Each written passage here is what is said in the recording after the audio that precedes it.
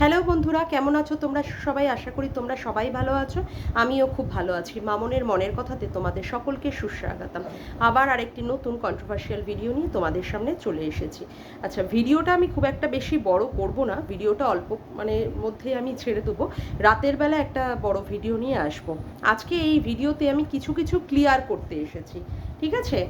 তো ক্লিয়ার কি সম্পর্কে? তো ওই একদিন কিছু কথা বলেছে, সেই একদিনকে আমি প্রত্যুত্তরে কিছু কথা তার উত্তর দিতে এসেছি। কারণ প্রশ্ন যদি ছোড়াছুড়ি হয় তো উত্তর তো দিতেই হবে না, উত্তর না দিলে তো মানে হেরে যাওয়ার ব্যাপার হবে। তা যাই হোক, আমি আমার লজিক দিয়ে যুক্তি দিয়েই কথা বলবো। প্রথম যুক্তি হচ্ছে, সে আমাকে বলেছে যে আমি তাকে মানে ভীষণ বাজেভাবে মুখের ভাষা দিয়ে কথা বলেছি। আচ্ছা, কি কথা বলেছি? আমি তাকে ভাতার বলেছি, ওই ভাই যাকে ডাকে তার সম্পর্কে নিয়ে। না, আমি ব্যাপারটা হচ্ছে যে সে যেটাকে হাইলাইট করার চেষ্টা করছে, আমি কিন্তু সেইভাবে হাইলাইট করে কথাটা বলিনি। আমি বলেছি যে কোন সম্পর্কের সাথে সম্পর্কিত, যে তাকে যখন আমি বলছিলাম, মানে ওই বাংলাদেশের পুরুষ ক্রিয়েটারটিকে যখন আমি বলছিলাম, তখন তার গায়ে কেন লাগলো। আমি এইটাই মূল বিষয়বস্তু, পয়েন্ট আউট করার মূল বিষয়বস্তুই হচ্ছে বন্ধুরা, যে তার গায়ে কেন লাগলো। এত এত লোক আছে, কারোর গায়ে লাগলো না, তাহলে তার কেন গায়ে লাগলো? যাকে বলছি সে উত্তর দিক, বা তার অন্যান্য যারা রয়েছে তার বাড়ির সদস্যরা তারা উত্তর দিক। কিন্তু না, উত্তরটা দিতে হলো কাকে? এই একদিনকে, ঠিক আছে?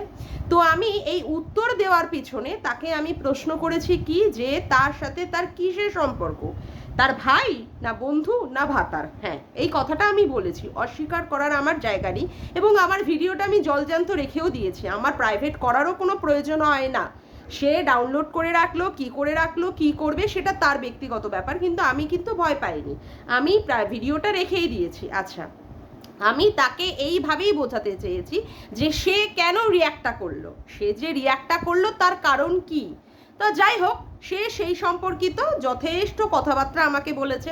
আমিও আমার ভাইয়ের সাথে শুই কিনা, বা আমাদের মধ্যে মানে আমি এই ধরনেরই মহিলা, আমাদের সব কিছু সম্পর্কই আমি বিছানায়, কিন্তু না, আমি ব্যাপারটাকে সেই দূর অবধি নিয়ে যাইনি, বা আমি নিয়ে যাওয়ার মতো মন করেও বলিনি। যাই হোক, কথাটার মধ্যে হয়তো খারাপ আছেই, হ্যাঁ, কথাটা ভাতার বললেই ব্যাপারটা একটা অন্য দিকে যায়। যাই হোক, আমি কিন্তু আজকে ক্লিয়ার করতে আসলাম, আমি ব্যাপারটাকে ওই দিকে নিতে চাইনি। আচ্ছা, সেকেন্ড কথা যে সে আমাকে বলেছে, তবে আর একটা কথা, ভাতার বলতে গিয়ে সে কিন্তু আমার ভাইয়ের সাথেও আমাকে শুইয়ে দিয়েছে, ঠিক আছে? তো আমার তো মুখের ভাষা খারাপ, তার তো আর মুখের ভাষা খারাপ না, তা সে কি করে আমাকে আমার ভাইয়ের সাথে শুইয়ে দিল? যাই হোক, তো কথাবার্তা ওই আদান প্রদান করতে গিয়ে আমিও যেমন তাকে বলেছি, সেও কিন্তু ধোয়া তুলসী পাতা নয় যে সে কিন্তু আমাকে ছেড়ে দিয়েছে। আচ্ছা, এবার ব্যাপারটা হচ্ছে যে সে আমাকে বলছে যে প্রথমে যখন লাইভ শুরু করলো তখন কিন্তু সে আমাকে বলছিল যে যেমন কর্ম করেছিস তার জন্য তুই ফল পাচ্ছিস, এই কথাটা কিন্তু সে বলেছে লাইভে, ঠিক আছে? আর পুরো লাইভটাই কিন্তু আমার স্ক্রিন রেকর্ড করে রাখা আছে, ঠিক আছে? তো কারোর কোনো জায়গা নেই যে কেউ বলবে যে ও রেকর্ড করে রেখে দিয়েছে বা ও ডাউনলোড করে রেখেছে, আমি রাখিনি, এরকম নয়। সবার কাছে সব কিছু প্রমাণ আছে। ও কিন্তু আমাকে ইঙ্গিত করছিলই যে আমার কর্মফলের জন্য আমার সন্তানহীনতায় ভুগছি। তো যাই হোক, তারপরে ও বলেছে যে আমার যেন একটা ছেলে আর একটা মেয়ে হয়, যমজ সন্তান হয়, এবং আর একজন আবার তাতে বলেছে আমার যেন শতপুত্র হয় এবং একটা কন্যা হয়।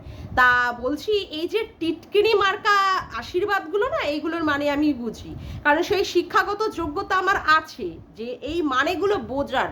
তো যারা আমাকে এই ধরনের আশীর্বাদ দিয়েছে যে 100 পুত্র আর একটা কন্যা, তো আমি এই মানে নেওয়া মানে আশীর্বাদগুলো নিয়ে আবার তাদের দিকেই আমি ফেরত পাঠাচ্ছি। তারও তো ঘরে আসবে, তারও ঘরে কেউ আসবে, বা সেও, আমি কখনোই সন্তান সম্ভব হবে না এরকম অভিশাপ দেবও না, ভগবান সবাইকে সন্তান দিন। আমি তার ক্ষেত্রেই বলবো, তার ঘরেও যে পুত্রবধূ আসবে, বা তার অন্যান্য মানে তার যারা যারা রিলেটিভ আছে তাদেরকেই আমি এই আশীর্বাদটা তাদের দিকেই ফিরিয়ে দিচ্ছি, তারা যেন 100 সন্তান আর একটা কন্যা জন্ম দিয়ে থাকে। যাই হোক, তাকে অতটা ইম্পর্টেন্স দেওয়ার কোনো নেই, কারণ সে ঠিকঠাকভাবে কথা বলতেই জানে না, কোনো লজিক নিয়ে ভুলভাল কথাবার্তা বলে, ঠিক আছে? সেই একদিন যে চিৎকার করে বলছিল যে আমাকে মানে যাতে করে সন্তান হোক সেই নিয়ে কথা বলেছে, সে ভুলে যাচ্ছে লাইফটা শুরু করার সময় সে প্রচণ্ড হাইপার ছিল। হাইপার থাকার সময় সে আমাকে কি কি কথা বলেছে আমার কাছেও কিন্তু স্ক্রিন রেকর্ডটা করা আছে, এবং আমি ঠিক সময় ঠিক জায়গায় জিনিসটা পৌঁছে দিয়েছি, সেটাও বলে রাখলাম। আচ্ছা, এইবার ব্যাপারটা হচ্ছে যে আমার মুখের ভাষা খারাপ, ওকে ডান, আমি মেনে নিলাম, হ্যাঁ আমার মুখের ভাষা খারাপ করেই আমি সেদিন ভিডিওটা করেছি, এবং তার জন্য আমাকে অনেক দিদিরা বা আমার অনেক ভিউয়ার্সরা, বিশেষ করে আমার মানে সবচেয়ে আমার সত্যি এক ভালোবাসার দিদি হোম মেকার চৈতালি দি আমাকে বলেছে, আমার সত্যিই খারাপও লেগেছে। দিদির কথা অবশ্যই আমি রেসপেক্ট দেব, যে আমি ঠিকঠাকভাবে কথা বলবো। হ্যাঁ, আমার শব্দগুলো কি ছিল সেখানে, বডি শেমিং ছিল, কাউকে আমি বলেছি যে তার দাঁত উঁচু বা অমুক তুমুক, হ্যাঁ সেগুলো বলেছি, যা একজনকে মানে মাগি বলে সম্বোধন করেছি বা ভাতার টাতারও বলেছি, কিন্তু পরন্তু লেকিন আমাকে কি কি ভাষা দিয়ে আক্রমণ করা হয়েছে, হ্যাঁ বাল, গার, তারপরে হচ্ছে কি ঝাঁট, ঝাঁটের বাল, ঝাঁটের চ্যানেল, ওকে যাই হোক এরকম আরও অনেক অনেক শব্দ দিয়ে বাক্যবান ব্যয় করে করে আমাকে বলা হয়েছে। বলছে এইগুলো কি শিক্ষিত মানুষের ভাষা? হ্যাঁ, শিক্ষিত মানুষের ভাষা এগুলো? আমার ভাষাগুলোকে নিয়ে বলা হচ্ছে আমি নাকি টিচার না কিচার। ও মাই গড, কে বলছে কথাগুলো? কে বলছে দিদি? কে বলছে? যে কিনা বাল, পোদ, গাঁর এই সমস্ত কথাবার্তা বলে, সে আবার আরেকজনের ভাষা নিয়ে প্রশ্ন করতে আসছে। ও মাই ডগ স্টাইল না, বলতে বাধ্যই হচ্ছি দিদি।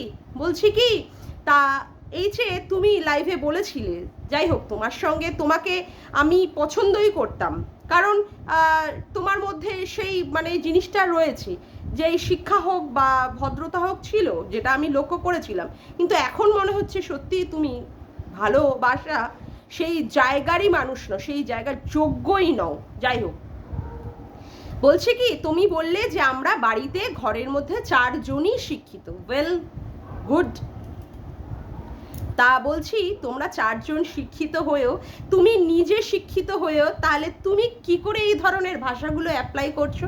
আমার ভাষা খারাপ, আমাকে বোঝাচ্ছ, বলছো, চিৎকার করছো, হাইপার হচ্ছ, ঘাম ঝরাচ্ছ, ওয়েল অ্যান্ড গুড, কিন্তু তুমি যে কথাগুলো চিৎকার করে করে গালি দিয়ে দিয়ে বলছো, সেইগুলো কি খুব শিক্ষার পরিচয় দিচ্ছ দিদি? আচ্ছা, আর একটা কথা বলি, এই যে তুমি বলছো আমার ভিডিওটা এনে তুমি আমার স্টুডেন্টদেরকে দেখাবে, বা আমার মানে যারা আমাকে দিয়ে পড়ায় বা যাই হোক আমার পাড়ায় আসবে, এসো, আমি তোমাকে সুস্বাগতম করব, আমি তোমাকে সুস্বাগতম করব। তুমি যেমন আমাকে চা খেয়ে দেখাচ্ছিলে, এই চা খাবি খাবি, আমি এরকম করব না। তুমি যদি আসতে চাও আমি অবশ্যই যথেষ্ট ভদ্রতার সাথে তোমাকে সুস্বাগতম করব। এবার তুমি সেটা কিভাবে নেবে সেটা তোমার ব্যাপার, আমি তোমার সাথে কখনোই অভদ্রতা করব না। কিন্তু দিদি তোমাকে আমি একটা কথা বলি, তোমার বাড়িতেও তো মানে তোমার ছেলে মেয়েরা আছে, আমি সন্তান জন্ম দিতে না পারলাম, আমি অক্ষম হলাম, তুমি তো সেই দিক দিয়ে পেরেছো, তার জন্য তো তোমাকে থামস আপ। অবশ্যই ভালো, তোমার মধ্যে সেই সব কিছুই রয়েছে, আমি নির্গুণ, আমি মেনে নিলাম সেই ব্যাপারটা। কিন্তু দিদি তোমাকে এবার একটা কথা বলি, দিদিই বলছি, তুমি তো বয়সে বড়, যাই হোক বলতে অসুবিধা নেই, কিন্তু তোমার বাড়িতেও তো তোমার ছেলে মেয়েরা আছে দিদি। তোমার যে মুখের ভাষা দিয়ে দিয়ে যে খিস্তি বা গালাগালি দিয়ে তুমি লাইভটা করলে, তা তারা শুনছে না দিদি? তারা দেখছে না যে তুমি ভিডিওতেও গালি দিয়ে দিয়ে ভিডিও করো, লাইভেও গালি দিয়ে দিয়ে ভিডিও করলে? তা বলছি কি, তা তোমার ইমেজটা তোমার ছেলে মেয়ের মধ্যে কি হলো? হ্যাঁ অবশ্য এইগুলো কোনো পরোয়া নেই, কারণ তুমি এরকম গালি আর খিস্তি দিয়ে দিয়ে অতীতেও ভিডিও করেছো, আমি দেখেছি দিদি। হ্যাঁ, তো তারা এটা জানে যে তার মা কিভাবে গালি দেয়। তা বলছি দিদি, আমাকে যখন জ্ঞানগুলো দিচ্ছিলে যে তোর পাড়ায় গিয়ে দেখাবো, অমুক করবো, তা তোমার সন্তানদের তুমি কি বার্তা দিচ্ছ? যে মা এইরকম খিস্তি গালাগালি দেয় বা অমুক করে, এই বার্তা দিচ্ছ? সে আবার অন্য কাউকে দেখাবে?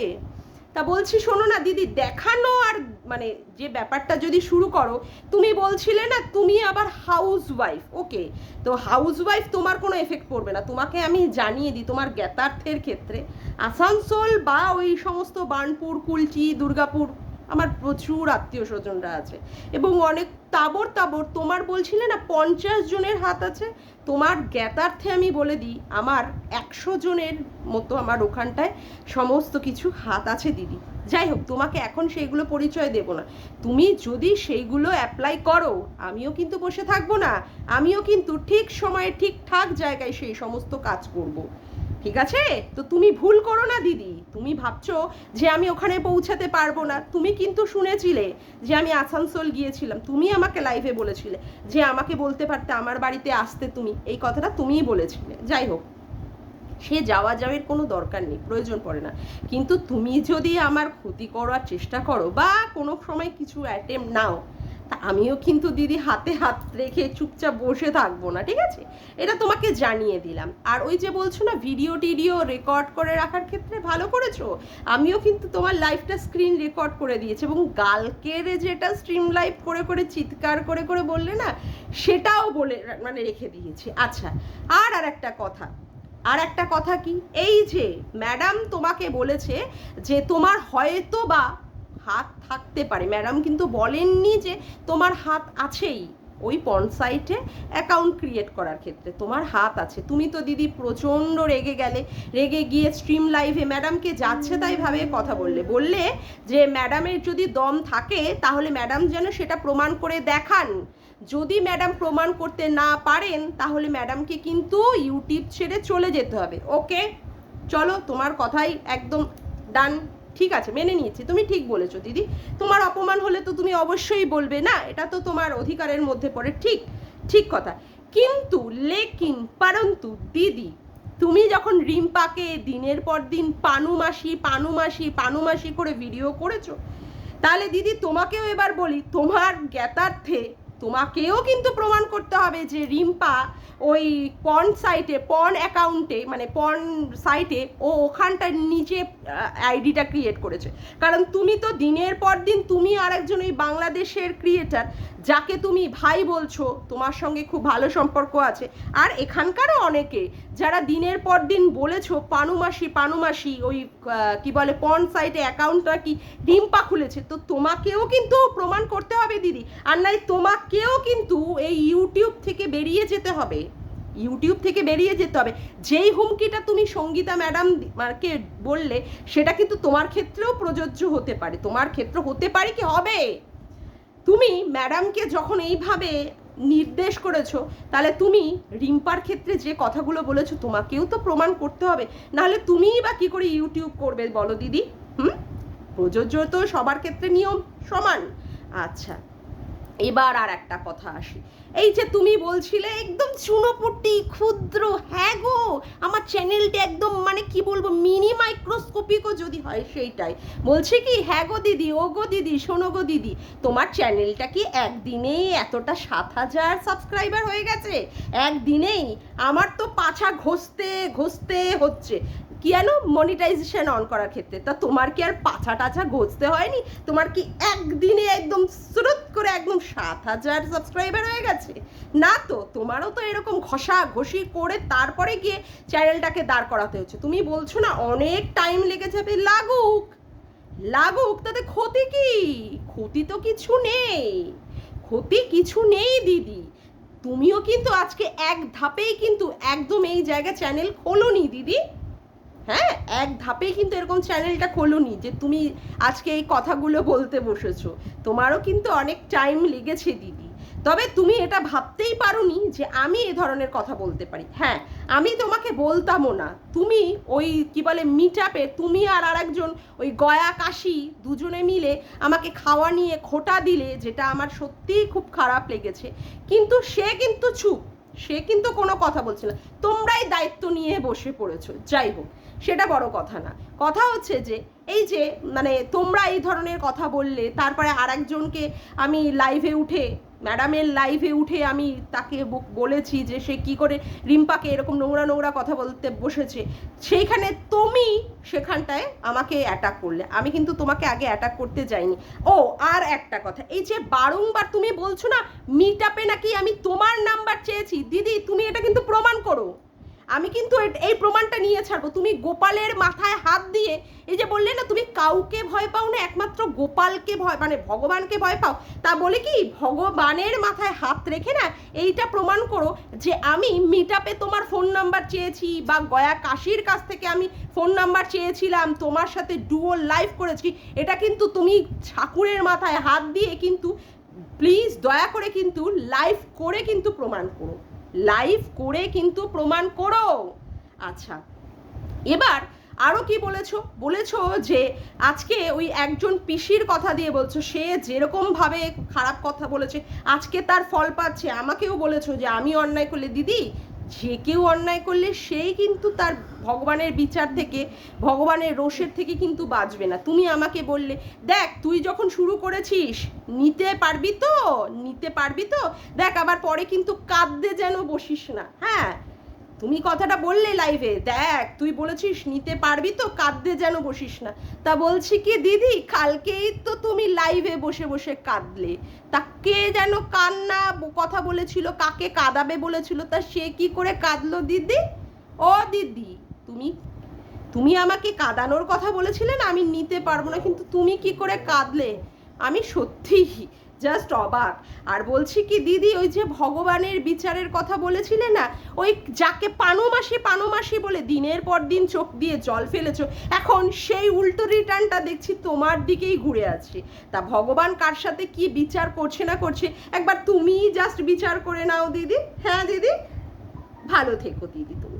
জাস্ট আজকের মতো আমি ভিডিওটা এখানেই শেষ করলাম। আমার ভিডিওটা যদি তোমাদের ভালো লেগে থাকে তবে অবশ্যই একটি লাইক করো, কমেন্ট করো, শেয়ার করো, চ্যানেলটিকে বেশি বেশি করে সাবস্ক্রাইব করে রেখো এই রকম নতুন নতুন ভিডিও পাওয়ার জন্য। আজকের মতো আসি বন্ধুরা, আবার দেখা হচ্ছে একটি নতুন ভিডিওতে। Bye, tata.